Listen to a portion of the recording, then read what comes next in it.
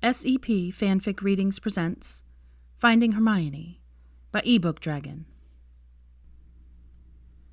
Chapter 28. Being Minerva Weasley. January 2nd to January 6th. It began with the opening of presents. Draco realized then that Minerva wasn't going to bounce back as easily as Rose and Scorpius. What she had seen and had to do affected her too deeply to just let it go and move on. Rose had insisted on opening presents almost as soon as Draco and Hermione came through the flue. The presents piled under the tree called beckoningly like a siren's song to the girl.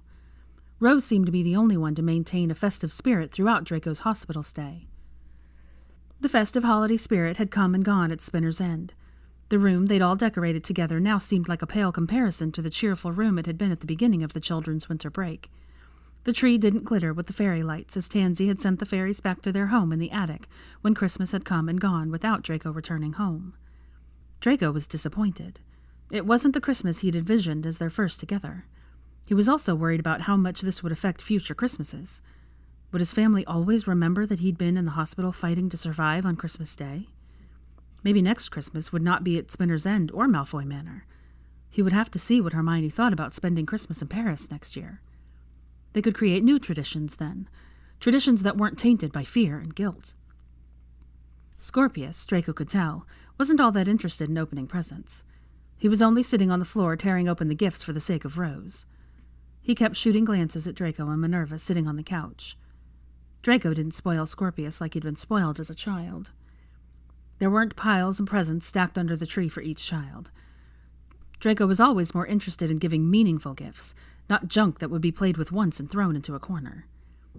Minerva wasn't interested in presents at all.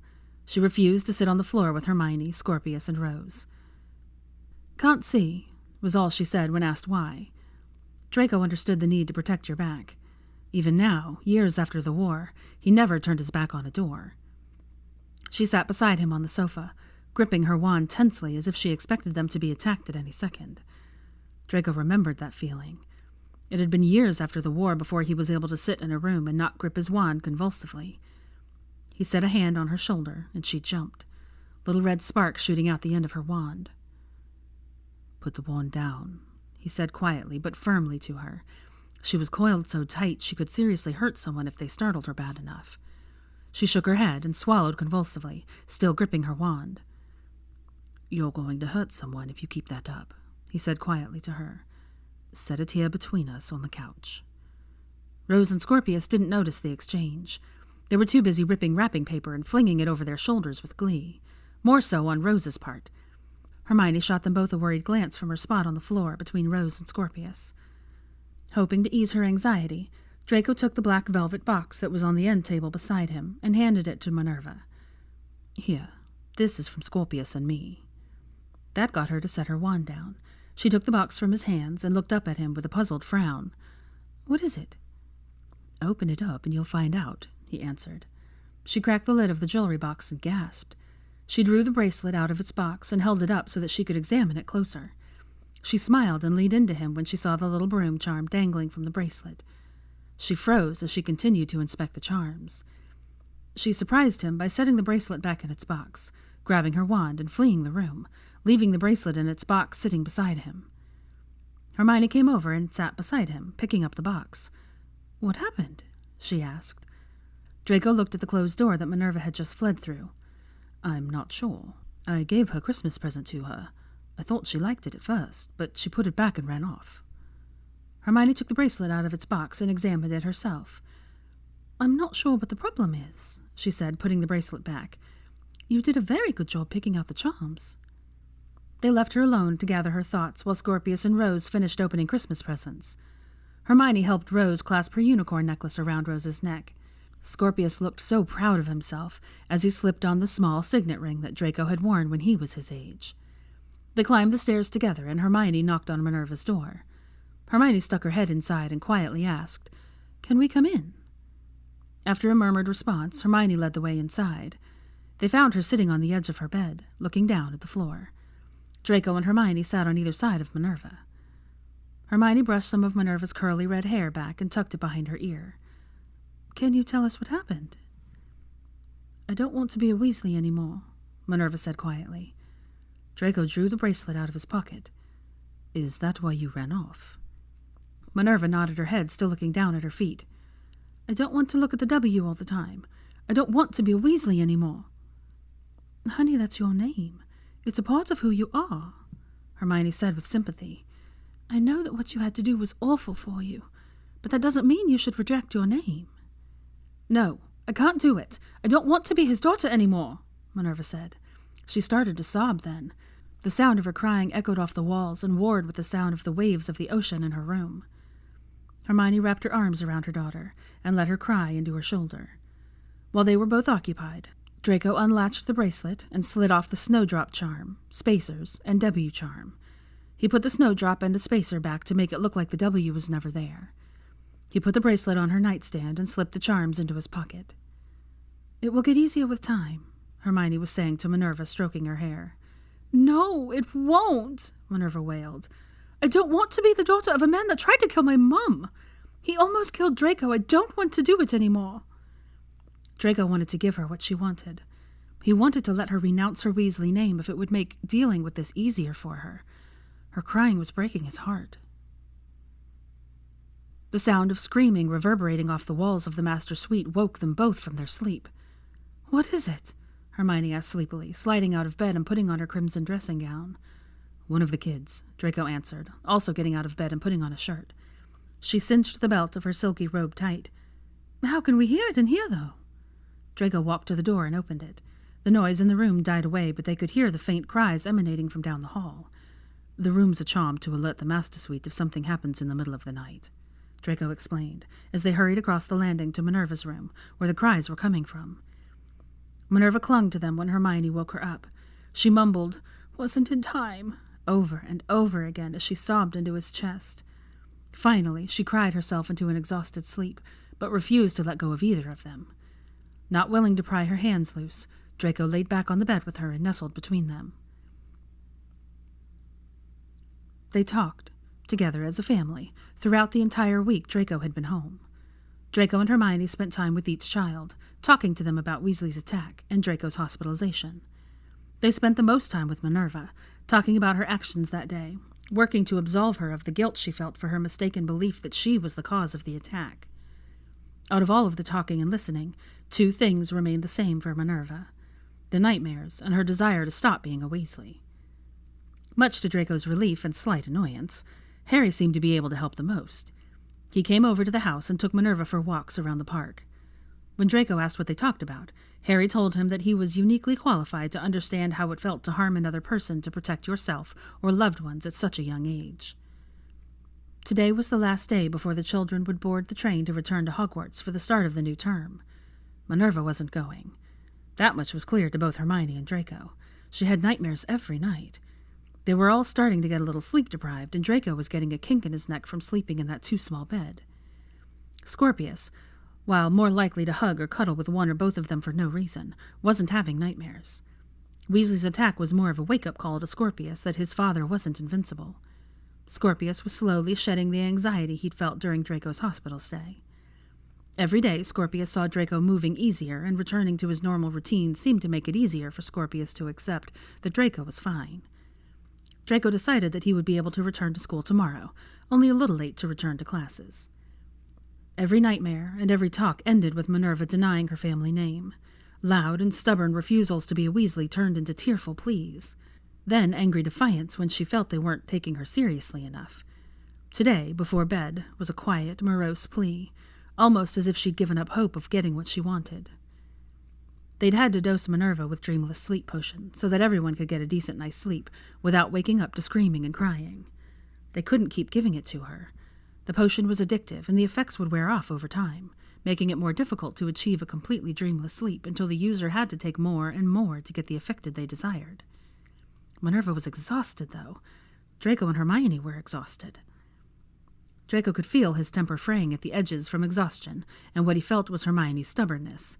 He hated having to give Minerva the potion, but he agreed with Hermione that they all needed at least one night of uninterrupted sleep this week. He stalked to their room after watching Hermione give Minerva the potion and seeing Minerva drift off to sleep. Hermione followed him into the room and quietly closed the door. Lines of worry were etched into her face, along with dark circles under her eyes from sleep deprivation. She imagined he looked just as bad as she did. "Let her stop being a fucking Weasley," Draco pleaded with Hermione. "If this will help her move past the nightmares, then let her stop." "I don't think letting her change her name will make what she's going through stop," Hermione protested, looking equally frustrated and guilty at the ordeal her daughter was going through. "She thinks it will," Draco said, running his hands harshly through his hair. "She has the same dream every night. She keeps seeing him about to attack you. She sees me dead on the floor, and she's not able to save you. She keeps seeing both of us dead." Draco sat down on the settee with his head in his hands, rocking back and forth. "I can't keep hearing her screaming. It's killing me that I can't make it stop." "I know," Hermione answered him, moving to stand in front of him. Draco looked up at her when he caught the watery wobble in her voice. "I'm being eaten away by guilt that I didn't listen to her that day when she said she didn't want to go over there.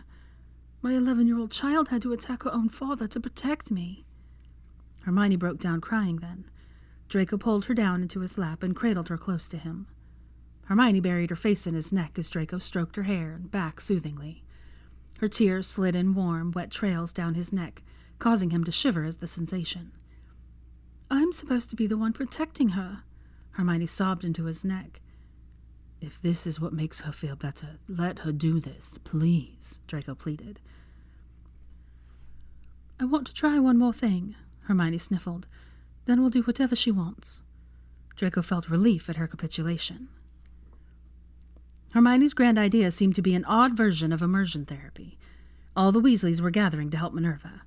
Draco privately thought the idea was rubbish, but he was willing to try anything to make the nightmares stop. After Draco's attack and their son's arrest, Arthur and Molly Weasley had finally disowned their son. The Weasleys were steadfastly loyal, especially to one of their own. For them to disown a family member was almost unheard of. Draco could appreciate how hard it had to have been for them to publicly disavow their son. He could imagine that no matter her son's actions, Molly Weasley still saw that little boy with the golden smile and mop of red hair. He could understand how hard it would be to reconcile that image with the reality of the man whose son had become. He knew they both had to be dealing with their fair share of guilt, blaming themselves for their son's actions and wondering where they went wrong.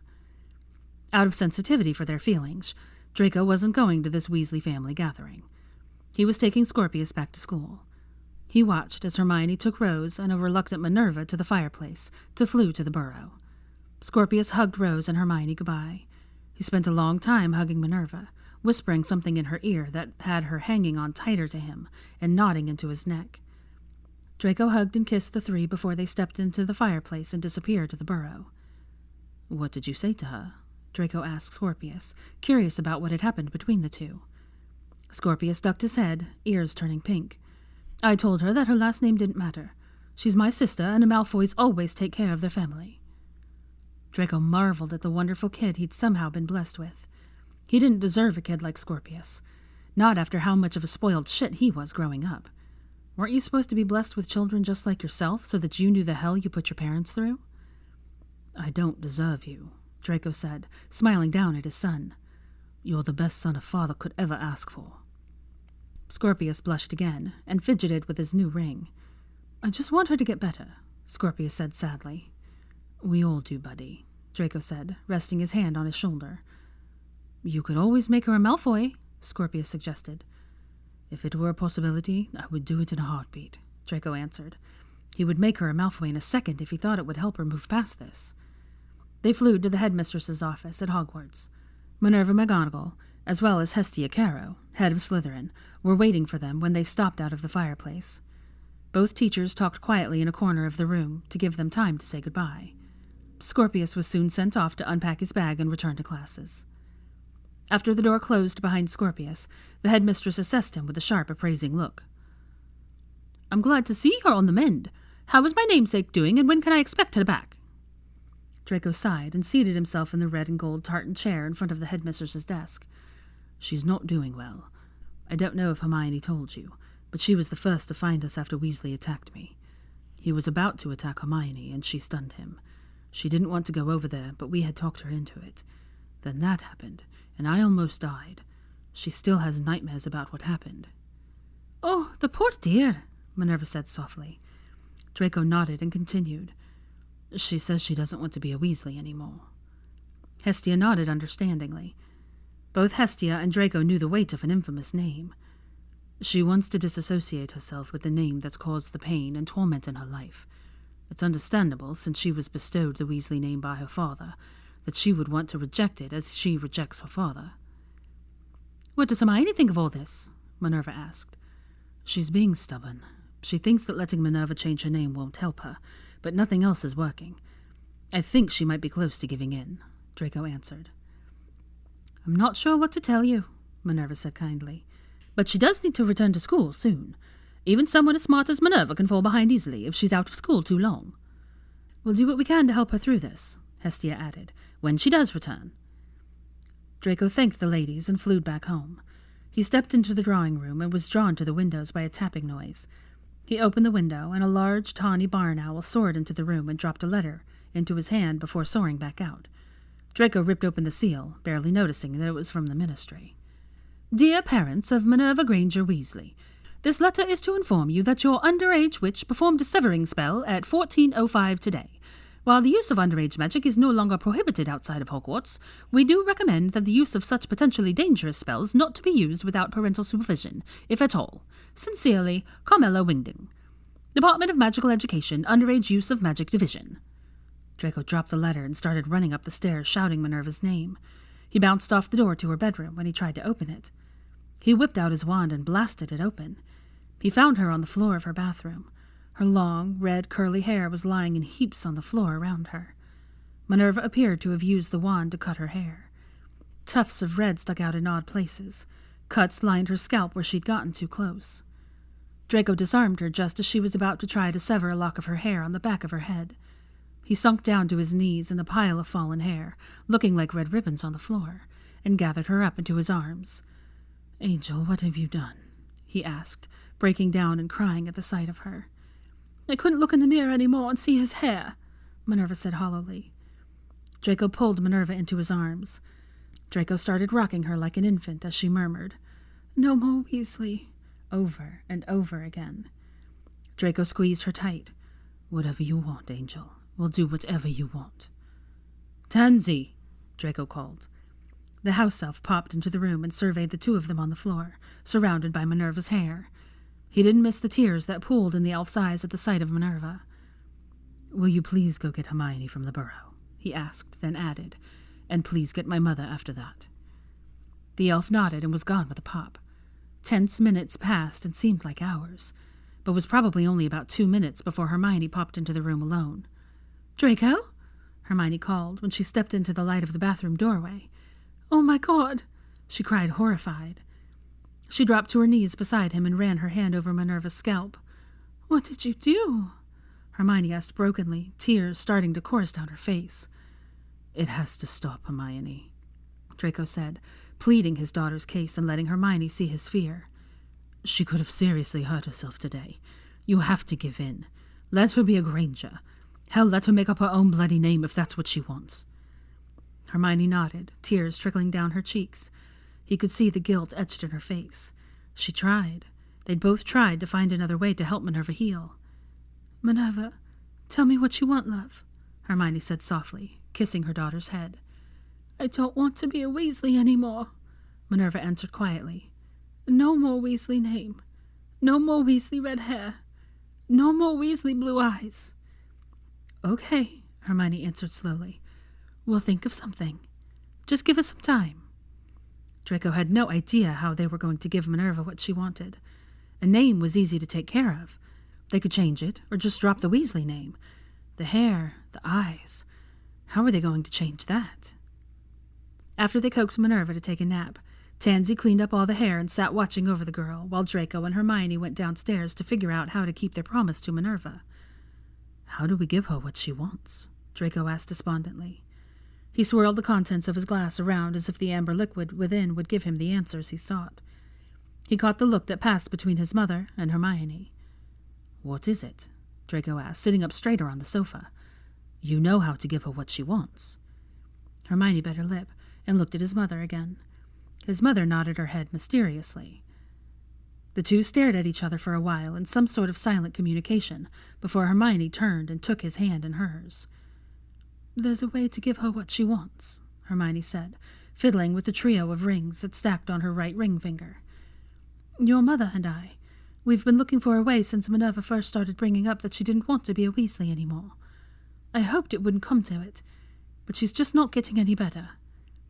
"How long have you known you could help her?" Draco asked, getting angry.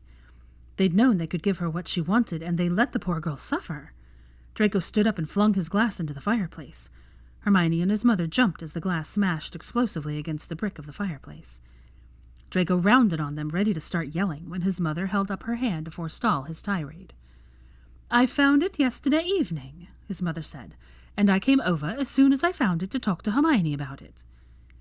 Draco remembered his mother showing up suddenly, and the two of them sequestering themselves in the drawing room.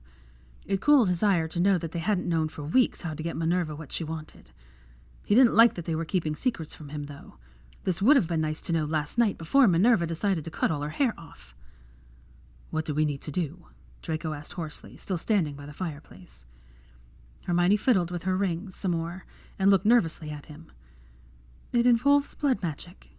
Draco shrugged at that, not concerned with whether blood magic was considered light or dark if it meant that it would help Minerva. Seeing his shrug at what she suggested, Hermione continued. "Since she doesn't want to be a Weasley, and doesn't want any of the outward characteristics of a Weasley, she is rejecting her blood. In order for the spell to work, a blood relation must willingly give her up, and someone must willingly give her their blood to make her their family. It's basically an ancient magical adoption," Hermione said, looking nervously at him. Draco sat astounded, looking between the two women in his life, Hermione with her nervous expression and his mother's placid demeanor. "You've been preparing for this?" he asked. Hermione nodded slowly. "I hoped time and talking about it would help her move on. Today has shown us that it's not working and it's becoming worse. It's dangerous for her to keep rejecting her blood. She will start to reject her magic soon if we don't stop it. This ritual is our last resort." "What do we do then?"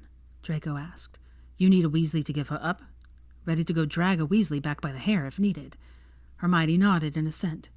"Yes, we have to convince one of them willingly to perform the ritual. Part of the reason I wanted her to go over there today was so that they could see that she wasn't getting any better. I hoped that being around her grandparents, aunts and uncles and cousins would help her see that being a Weasley is a good thing, but I think it just pushed her over the edge." Tears started trickling down Hermione's face again. His mother reached over and grasped Hermione's hand. "They needed to see," his mother said quietly. "They wouldn't give her up if they didn't see firsthand how much she was suffering." Hermione nodded at his mother's words, but still sat there crying. "I could see that she couldn't handle it, so I let her go home. I thought you'd be back from school by then," Hermione said to Draco. "And I knew Tansy was there.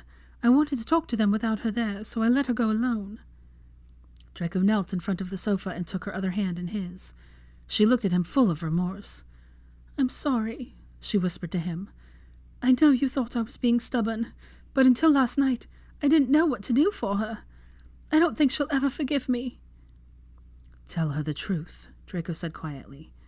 "I'm sure she'll understand if you just talk to her." Hermione nodded at his words. His mother let go of Hermione's hand and gave Hermione a handkerchief to wipe her face. Draco released her hand as well so that she could dry her eyes and wipe her nose. Once Hermione cleaned her face, she looked curiously at him, still kneeling on the floor in front of her. Draco took her hand in his, clutching her hand to stop the shaking of his own. Kneeling on the floor with his mother looking on, he looked at her and said with a slightly shaking voice, "Hermione, I have to ask you a question."